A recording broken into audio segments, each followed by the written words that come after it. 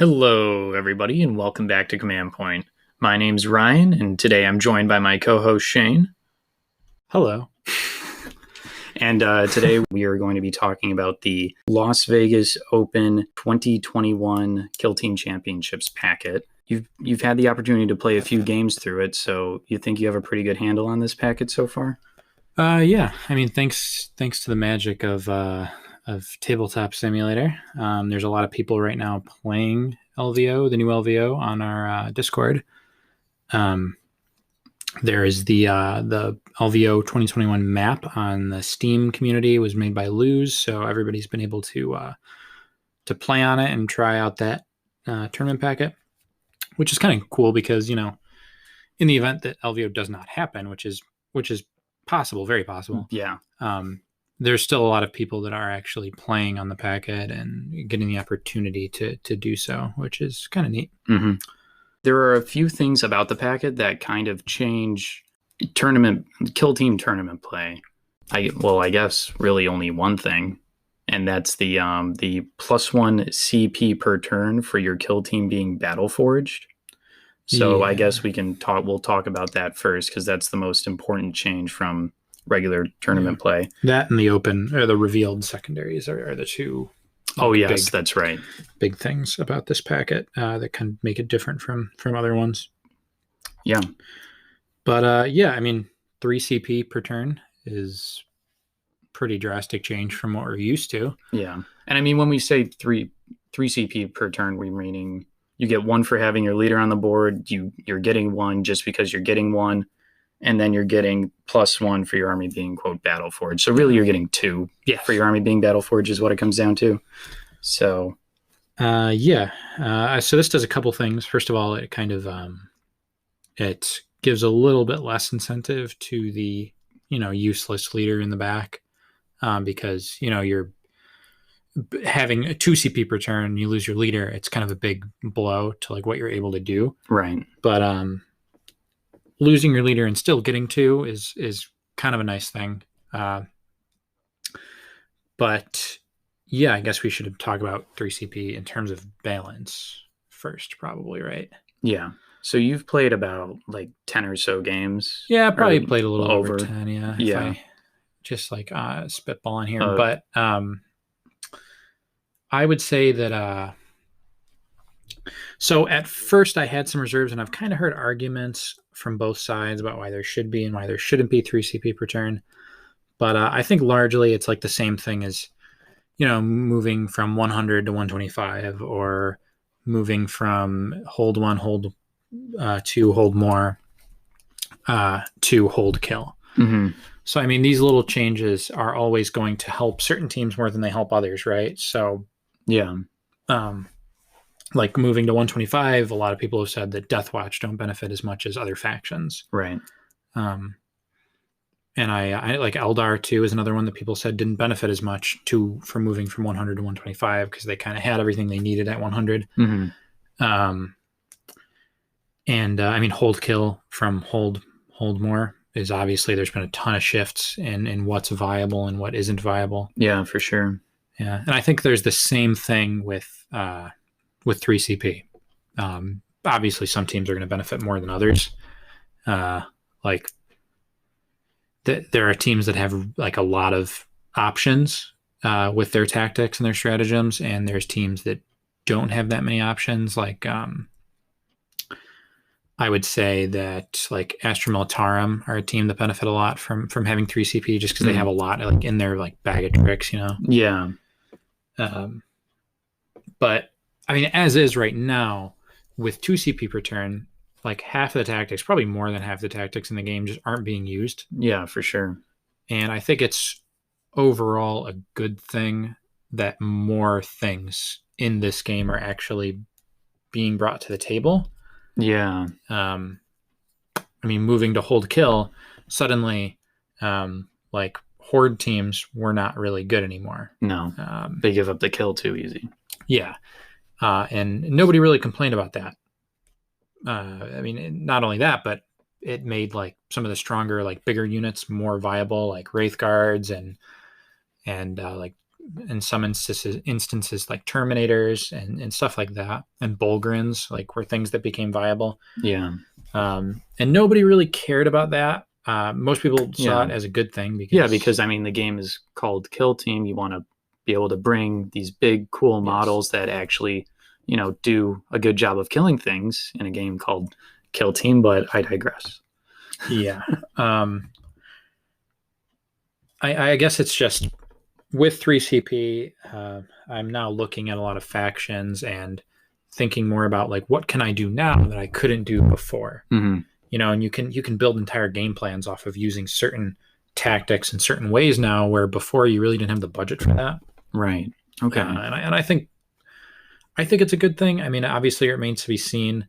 Obviously, like Astartes is going to be kind of broken in this with 3CP per turn, being able to death deny every single round. Yeah, as long as their leader is kept alive. But like even then, you're going to be accumulating so many, and it's not a given that you're going to be having one of your models taken to the injury roll every turn. But I do have a question about the CP.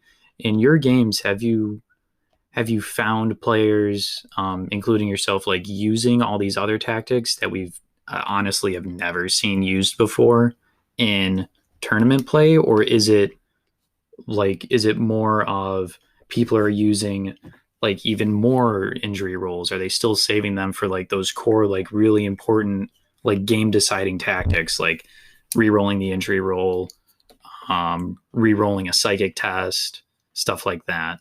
I would say, I mean, I personally have been trying new stuff just to like see what's good and like what is now viable that wasn't. Most people I think have been playing relatively the same, at least that I've seen. They're maybe being a little more lax with how they spend it rather than like being a little more conservative like they normally would. Right. But I think there's probably something there to looking at new strategies. Like I was looking at like, I don't want to give some stuff away. I know what you're talking about because you've talked about it with me. Yeah. I don't want to talk about that actually. Okay, we won't. We'll keep that one in the bank. Yeah.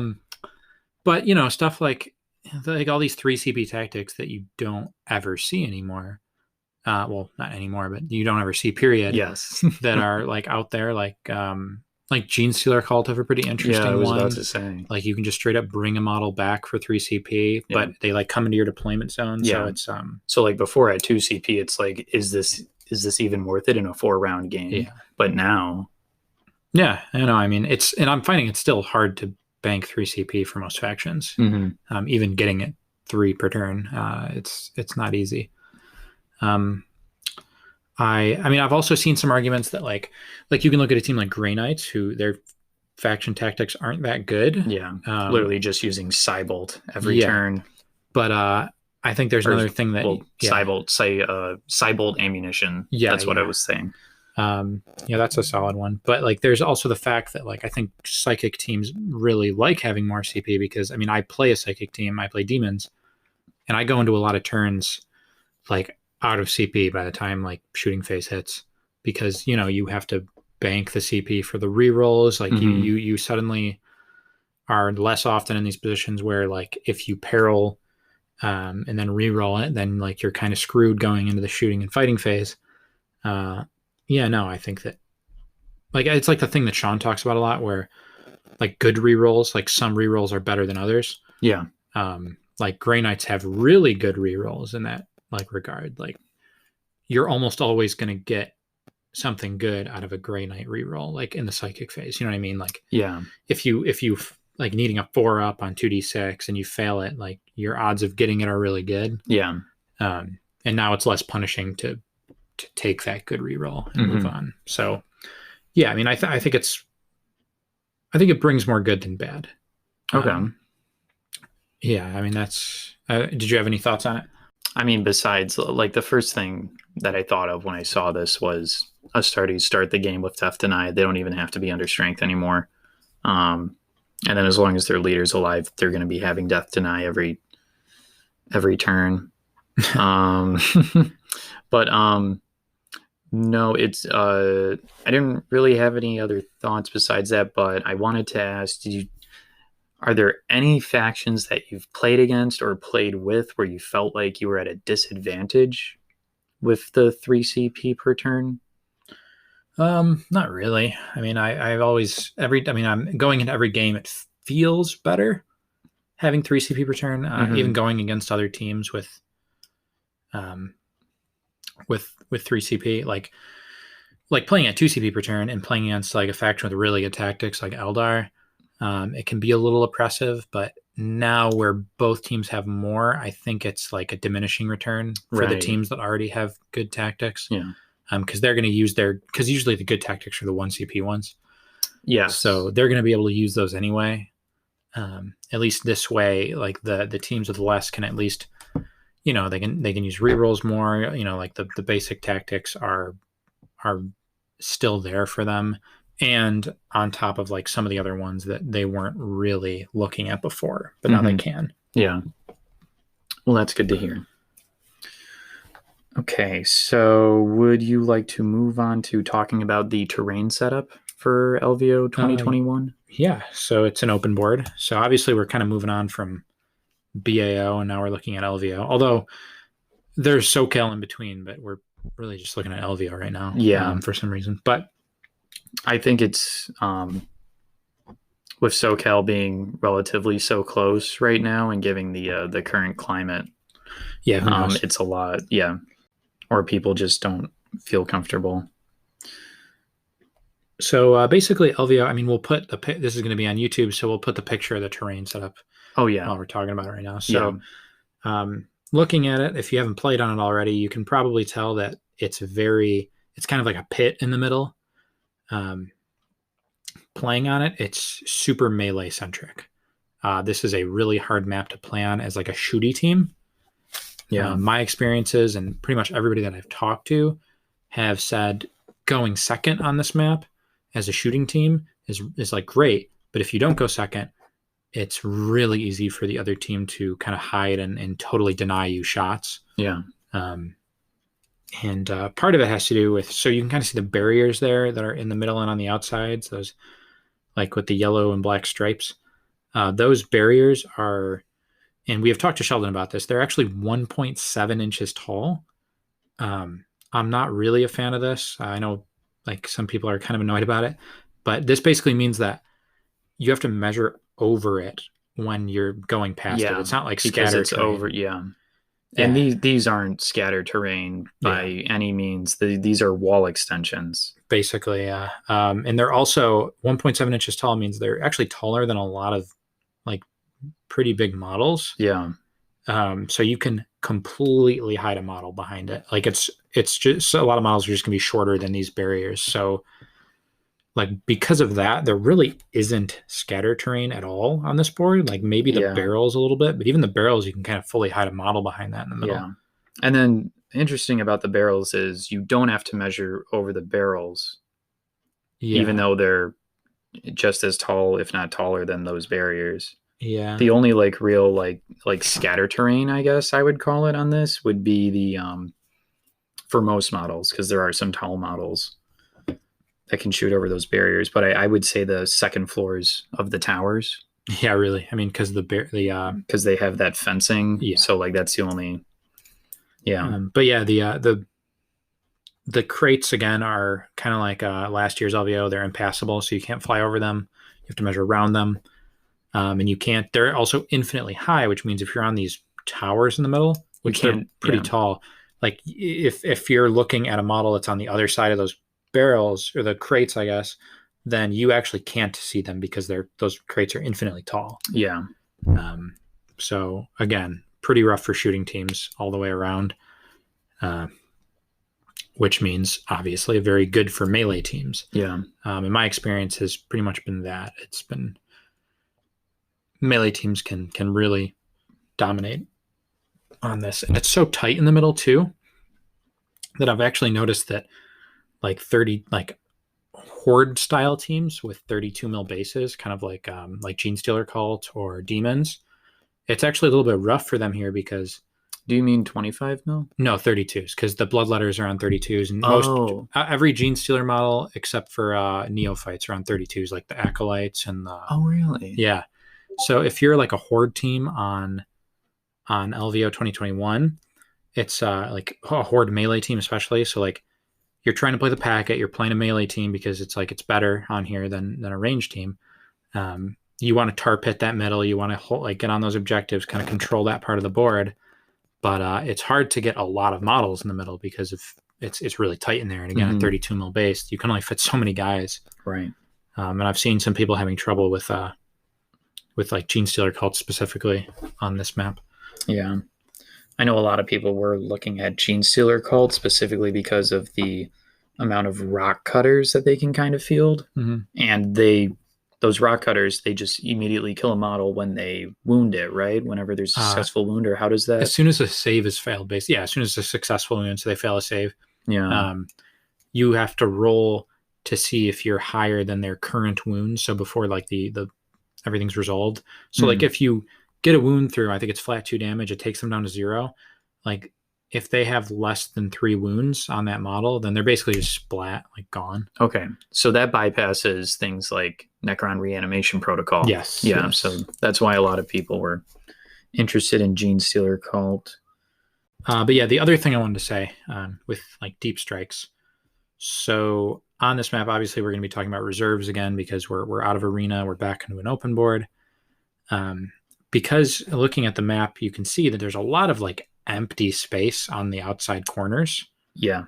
In my experience as playing is that especially if you have like a deep strike like option with a gun, or even just a flamer sometimes like hitting a board edge, just with outflank. There's so like on a turn 1 outflank or deep strike, there's almost like no counterplay to it, just because there's so much space and there's like you're really not going to be able to screen it out. There's so much like dead space behind you. Yeah. Like if you actually dedicate screening out, then you're giving up complete board control. Yeah. Like worse than on other open boards. So there's really like I don't think there's very much counterplay to like an actual like deep striking like a big gun. But the problem is after round 1, it's really easy for that big gun to just do nothing. Like after you deep strike it. Yeah. Because like you just move your guys into the middle and suddenly there's like no shots or everybody's in melee. It's just it's a really weird dynamic on this board. But yeah, the towers, they're 6 inches tall to get to like the very top to get onto the roof. Yeah. Yeah. And then it's 3 inches to get up onto the middle area with the ladder. But if you're going over the fencing that you were talking about, then I think it's 4 inches. Okay.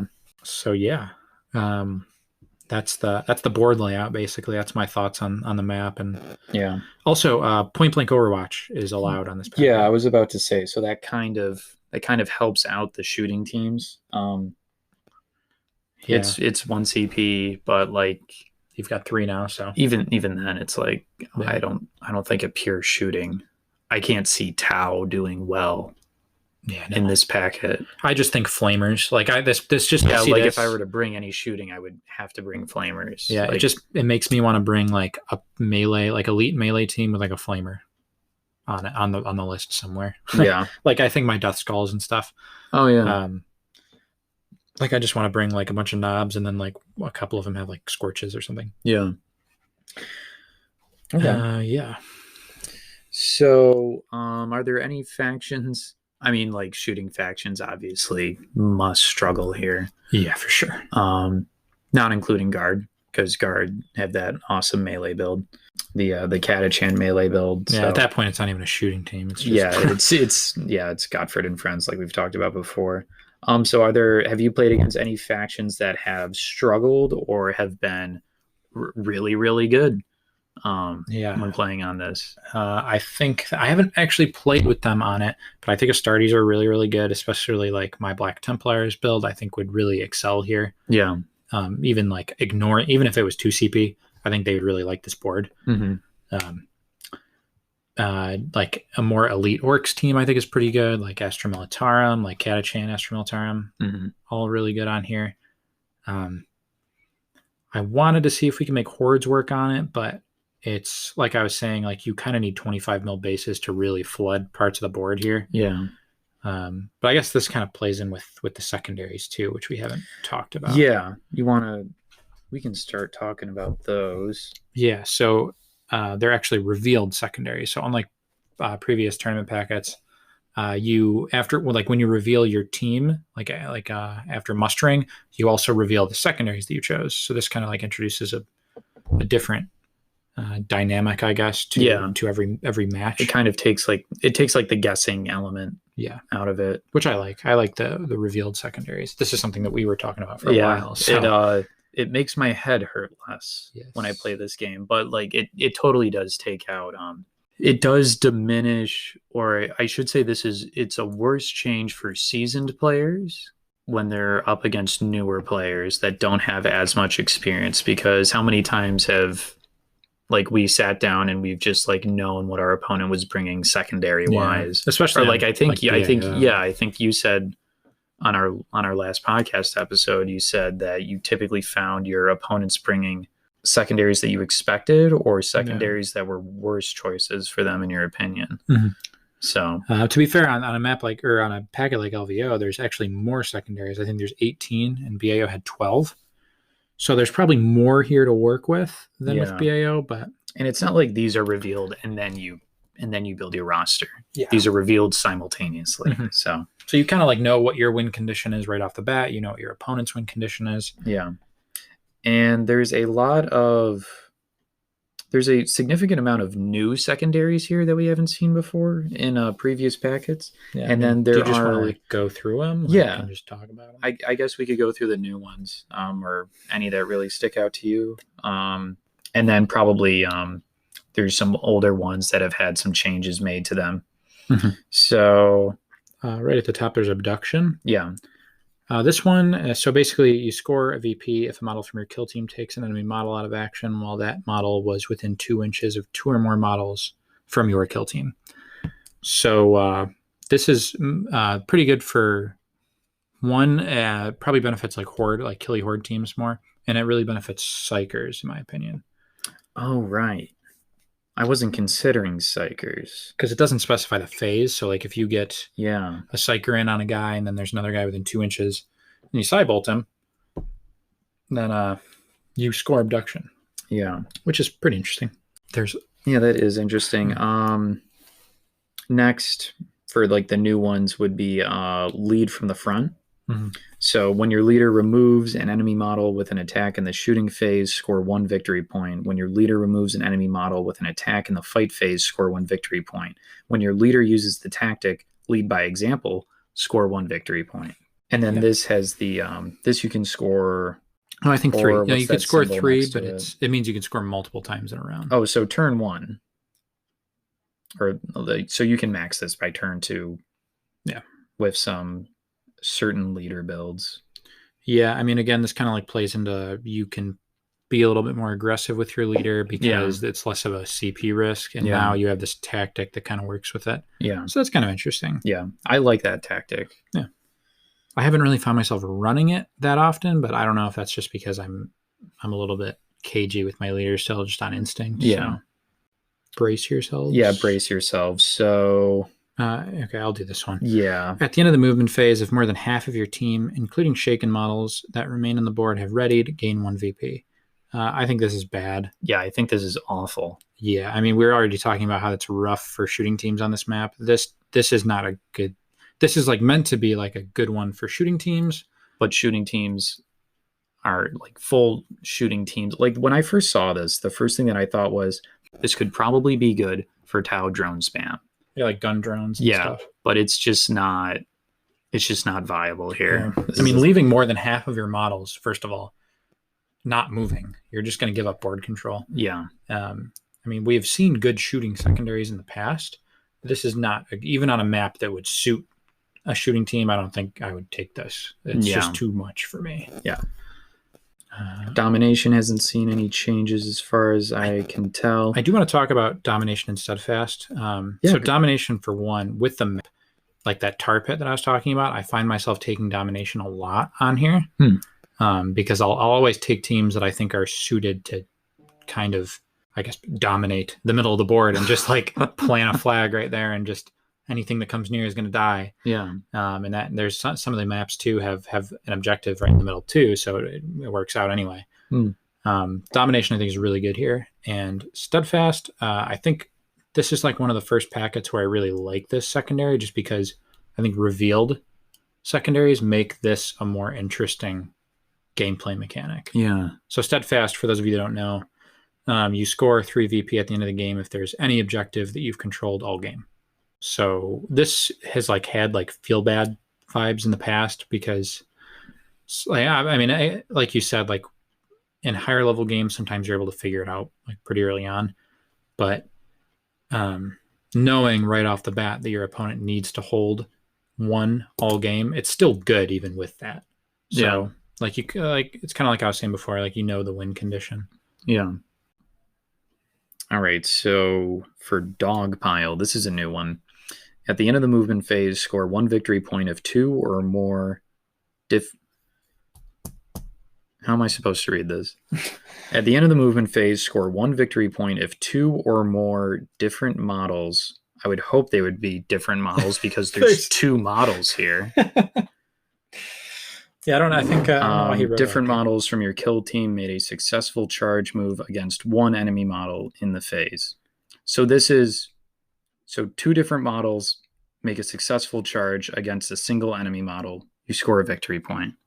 Yeah, it's basically like Vicious Assault, except it's more specific. Yeah. Can't just have 2 models charged. They need to both successfully charge the same target. This one basically to me is just like, it's like you took Vicious Assault, but you made it so that it's easier for hordes to get it and harder for like elite teams to get it. Yeah. Which is, I think that's a fine balance change. Yeah, I like that. Overkill. So this one's got a bunch of text. So this is basically obliteration from BAO. Plus, if you did more wounds than you needed to kill a model, then you would score it. So like say you dump a flamer onto a 1-wound model, and like you get like 5 wounds through, and then they fail all 5 saves or something, and then the 1 injury roll kills them, you would score overkill because it's literally like the text. It's overkill. Like you did more than you needed to. So if the model isn't taken out of action, you don't score it. No, I think you need to take them out of action. Yeah. Okay. So like it's obliteration plus like if you have a high volume of attacks. Like I almost want to say like that. Like obviously it's like obliterate, but with an extra step. Well, no, it's obliterate with like there's more ways to get it. Oh, okay. Like it's you either take them out with more wounds than you need, or you just take them out with a multi-damage weapon. Okay. Oh, I see. Because I'm gonna read the whole text. Okay, go ahead. At the end of the battle round, score 1 victory point if you rolled 2 or more dice in an injury roll for an enemy model, and that model was taken out of action by that injury roll. Alternatively, score 1 victory point if you put more successful wounds on an enemy model than they have remaining wounds, and that model was taken out of action. Unresolved attacks already targeted towards this model may be resolved for the purposes of scoring the secondary. Yep. So that's an important thing. Yeah. It changes up. So if somebody's slow rolling their saves against you and then they fail the first, they can't be like, oh, yeah, we don't know if I failed multiple. Like, yeah. It's just to prevent nonsense like that. 4 quarters. This is literally just engage on all fronts, except you need to be like 3 inches away from the center. Yeah, you can't be within 3 inches of the center of the battlefield with the 4 models that you each have wholly within each quadrant. Each quadrant of the board. Yeah. I mean, he basically did this so that people can't stack domination and engage. I don't really think that was like a problem. I don't think that was like a broken thing that people are doing. I mean, like I've seen it before, but I don't think it needed to be like taken away, like as a stack. Yeah, I'm trying to think back to LVO because that was the last time I was playing. It definitely wasn't a stack on like the last LVO. No. If anything, the big issue was like reconnaissance, bounty hunters, recon sweep, stuff like that. Yeah.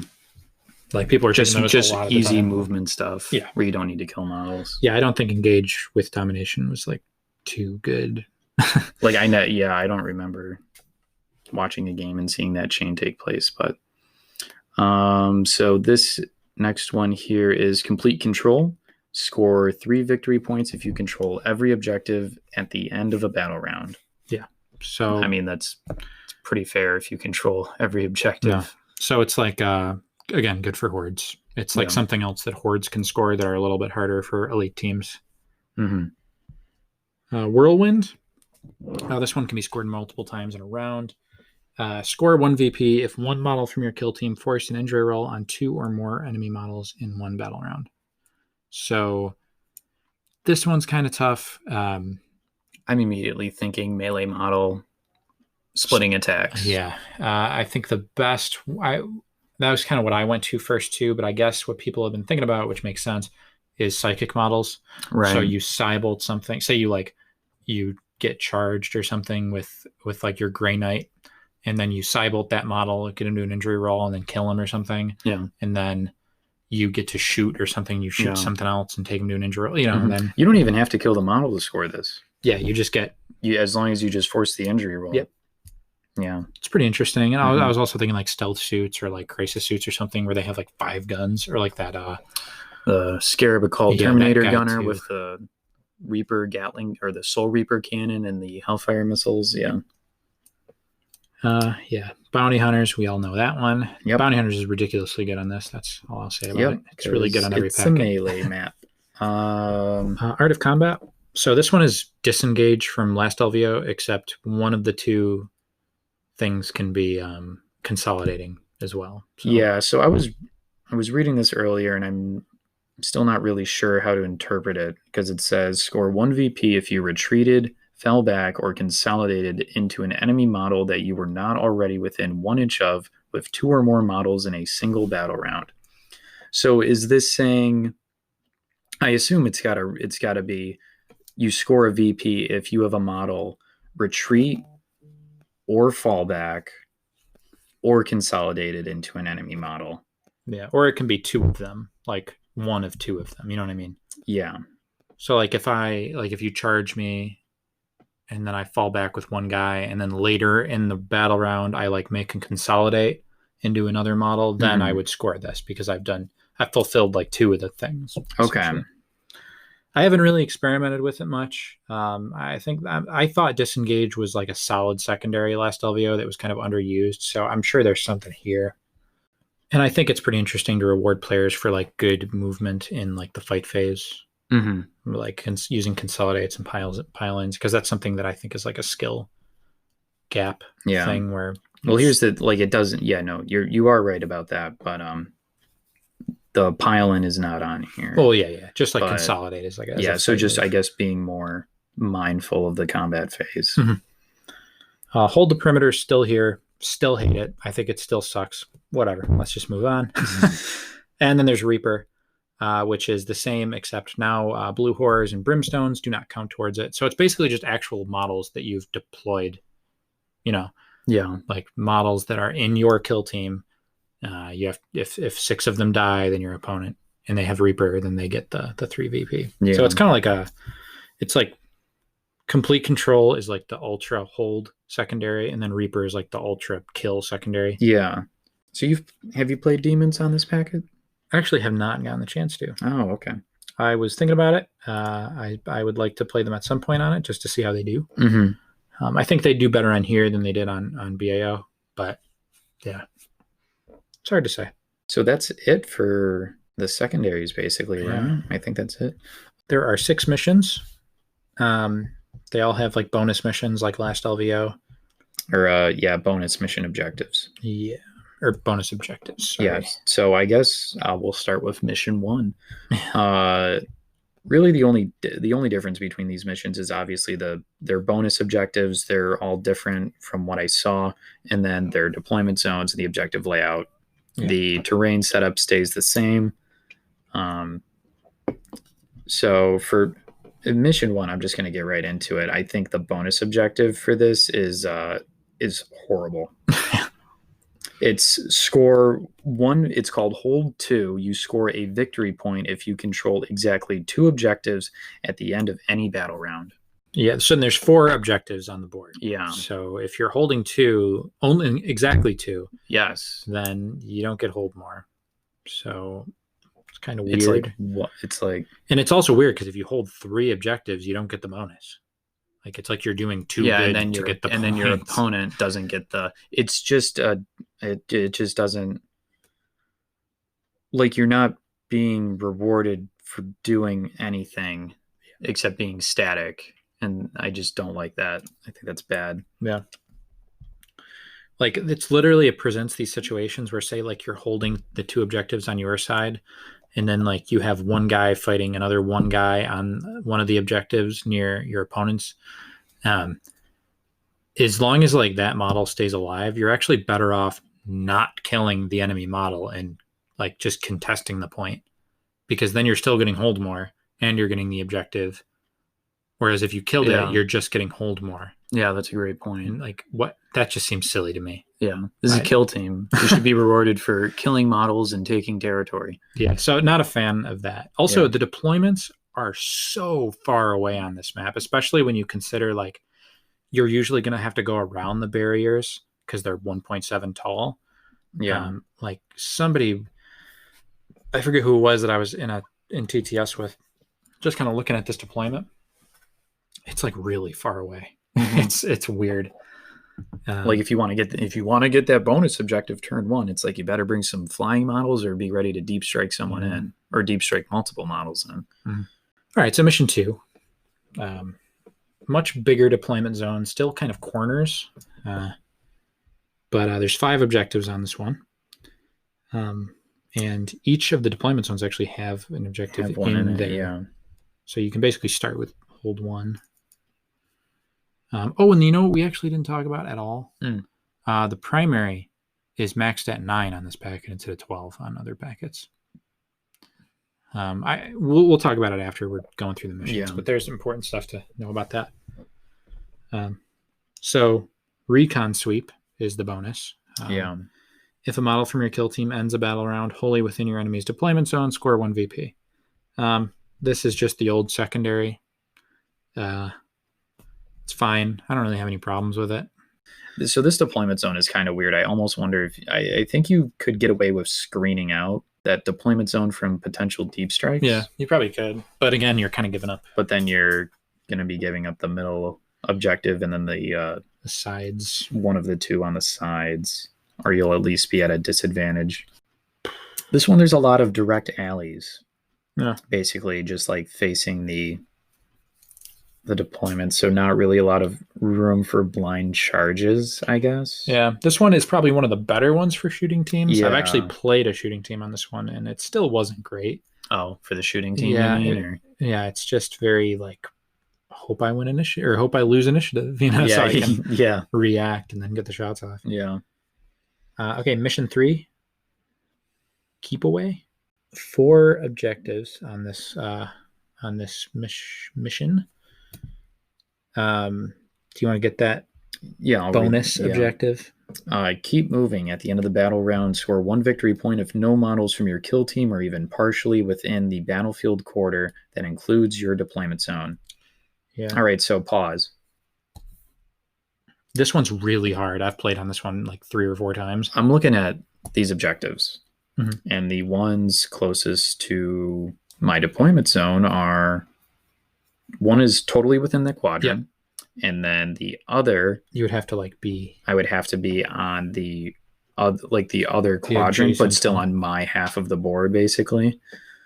Yeah, I've played on this mission like 3 or 4 times with like against different opponents with like different faction matchups, and I don't think I've ever seen anybody, me or any of my opponents, score that bonus. Yeah, it's ridiculous. Like it's really hard because you have to say, I'm not going to hold this free objective.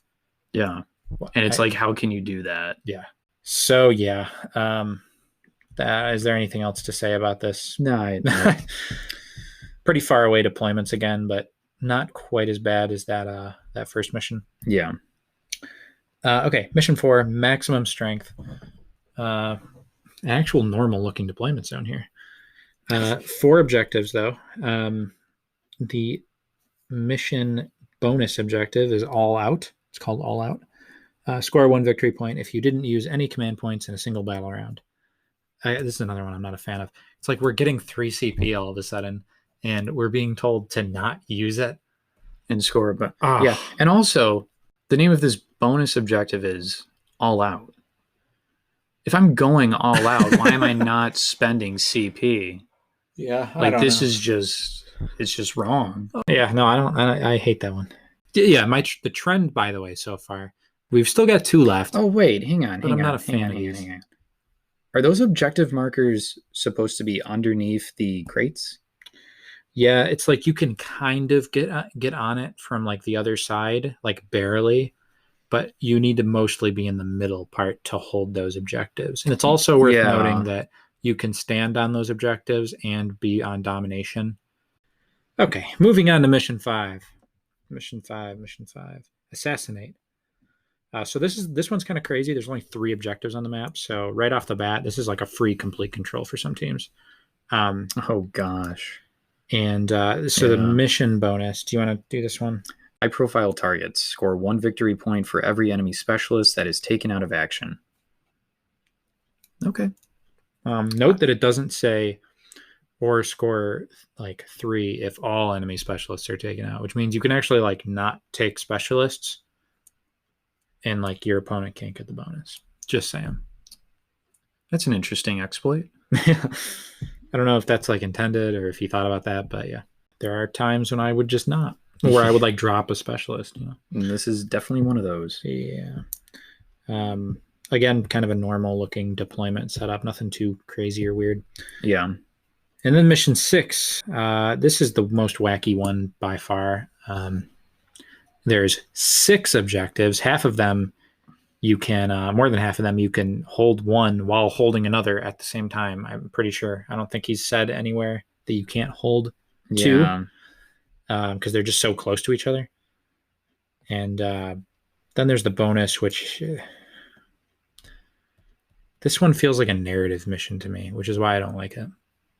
Oh yeah, no, it totally is. This is a narrative mission. It like we've literally played narrative missions that are like this, that have this bonus objective. So the mission bonus objective for this is called Sabotage. If an objective marker is reduced to 0 wounds, remove it from the battlefield. I already have questions.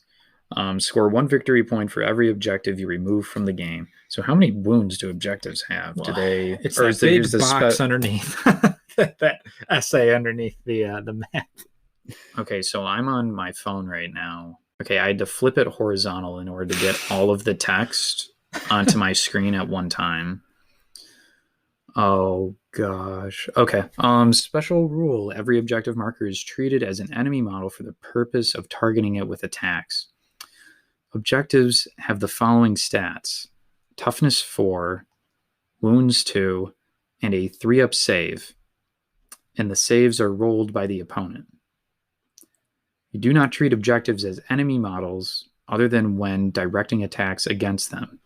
You must be within 1 inch to direct close combat attacks towards an objective during the fight for the lives section of the fight phase. But you cannot charge an objective and are not considered in close combat with it. Psychic models do not need to target an objective marker if it is closer to them than enemy models, but in order to target it, it must be closer than other enemy models. Do not roll injury rolls for objective markers, and destroying an objective marker does not count towards primary or secondary points for taking a model out of action. I don't know, man. I don't want to play with this. Yeah, no, literally, if I'm ever playing Mission 6, well, I assume you go to LVO, you play this. Yeah. I seriously would consider making a gentleman's agreement with my opponent to just play without the mission bonus objective. It's ridiculous. It's so There's weird. so much going on with this. Yeah. And like the opponent gets to roll the saves, so like they can literally spend CP to re-roll saves for an objective. And then what the heck?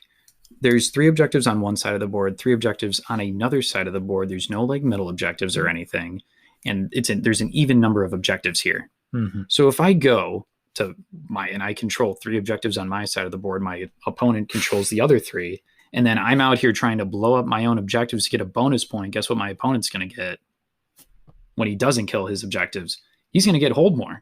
Yeah. So I guess you're like trying to shoot your opponent's objectives while they're on it or something. But then you might as well just shoot the model that's on it so that they don't. Yeah, so they don't store it. There might be multiple on one objective. Again, it feels like a narrative mission, and that just doesn't feel like it has much of a place in a competitive format. That's just me. Obviously, I mean, the packet's still kind of in like the beta stage. Yeah, there's a lot of time. Yeah. And I mean, it's not like everything that we're saying is negative. It's just like there are some things that I'm personally not a fan of here. Yeah. There's things that I like. I do like 3CP after thinking about it. Mm-hmm. You know, I just think that some of these mission bonuses are really weird and are sometimes kind of counterintuitive to like optimal play. Yeah.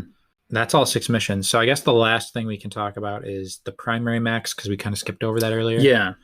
So the primary is capped at 9 instead of like prior packets we've seen it capped at 12. So you can get 9 points out of the hold more, kill more pool. Mm-hmm.